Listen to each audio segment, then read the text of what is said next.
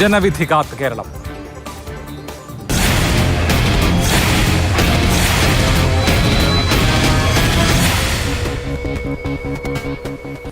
കേരളം ആര് ഭരിക്കും എന്നറിയാൻ ഇനി ഒരൊറ്റ ദിവസത്തിന്റെ കാത്തിരിപ്പ് മാത്രം. എക്സിറ്റ് പോൾ ഫലം വന്നതിന് പിന്നാലെ രണ്ട് മുന്നണികളും വിജയപ്രതീക്ഷയിലാണ്. ഞങ്ങളുടെ പ്രതിനിധികൾ വിവിധ ഇടങ്ങളിൽ നിന്ന് തിരുവനന്തപുരത്ത് നിന്ന് AK സ്റ്റെഫിൻ, അമൽ തേനമ്പറമ്പൻ, ഒപ്പം രാഹുൽ, CK വിജയൻ, അരുൺ അമൃതനാഥ്, ബിനിൽ, ഗോകുൽ VS, അങ്ങനെ ഞങ്ങളുടെ പ്രതിനിധികൾ ചേരുകയാണ്. AK സ്റ്റെഫിനാണ് ആദ്യം.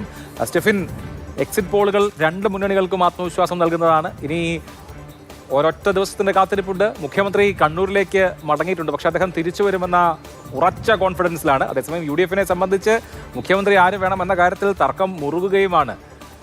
വിജയപ്രതീക്ഷയുടെ കാര്യത്തിൽ വിട്ടുവീഴ്ചകളില്ല ആർക്കും എന്നാണോ? അഭിലാഷ്, രണ്ട് മുന്നണികളും കടുത്ത വിജയപ്രതീക്ഷ തന്നെയാണ് എക്സിറ്റ് പോൾ ഫലങ്ങൾക്ക് പിന്നാലെയും പുലർത്തുന്നത്. പ്രത്യേകിച്ചും LDF-നും UDF-നും അതിനിർണായകമായൊരു തെരഞ്ഞെടുപ്പ് കൂടിയാണ്. മൂന്നാം ഭരണം ലക്ഷ്യമിട്ടുകൊണ്ട് LDF മുന്നോട്ട് പോകുന്നു. 10 വർഷം പ്രതിപക്ഷത്തിരുന്നതിന്റെ ക്ഷീണം അത് വലിയ ക്ഷീണമാണ്. അത് മാറ്റുന്നതിന് വേണ്ടി UDF വലിയ ആത്മവിശ്വാസം രണ്ട് മുന്നണികളും പുലർത്തുകയാണ്. ഇടതുമുന്നണിയെ സംബന്ധിച്ചിടത്തോളം ഉറച്ച 50 മണ്ഡലങ്ങൾ അവരുടെ പക്കലുണ്ട്. അവിടെയെല്ലാം തന്നെ വിജയിക്കാൻ ഉറപ്പായും കഴിയുമെന്നൊരു പ്രതീക്ഷയാണ് സംസ്ഥാന സെക്രട്ടേറിയറ്റും സംസ്ഥാന കമ്മിറ്റി യോഗവും എല്ലാം ചേർന്ന് നേരത്തെ തന്നെ വിലയിരുത്തുന്നത്. പിന്നീട് എക്സിറ്റ് പോൾ ഫലങ്ങൾ വന്നതിന് ശേഷവും ആത്മവിശ്വാസത്തിന് ഒട്ടും തന്നെ കുറവില്ല. 70 സീറ്റുകൾ 68 സീറ്റുകൾ വരെ പ്രവചിക്കുന്ന എക്സിറ്റ് പോളുകളുണ്ട്. അതുകൊണ്ട് തന്നെ ഒരു മുന്നണി അല്ലെങ്കിൽ സർക്കാർ ഉണ്ടാക്കാൻ കഴിയുമെന്നൊരു പ്രതീക്ഷ തന്നെയാണ് അതിനുശേഷവും പങ്കുവയ്ക്കുന്നത്.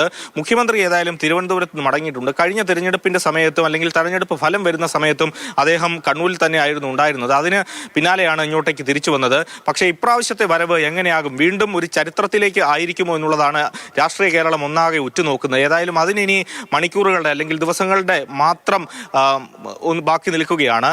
ഏതായാലും കടുത്ത ആത്മവിശ്വാസത്തിൽ തന്നെ ഇങ്ങനെ മുന്നോട്ട് പോവുകയാണ്. CPM-നെയും അതോടൊപ്പം LDF-നെ സംബന്ധിച്ചിടത്തോളം അവരുടെ സിറ്റിംഗ് MLA-മാരെ കൂടുതൽ മത്സരരംഗത്ത് ഇറക്കുന്നതിന് വേണ്ടി കഴിഞ്ഞിട്ടുണ്ട്. അതുകൊണ്ട് തന്നെ അതെല്ലാം വോട്ടായി മാറും.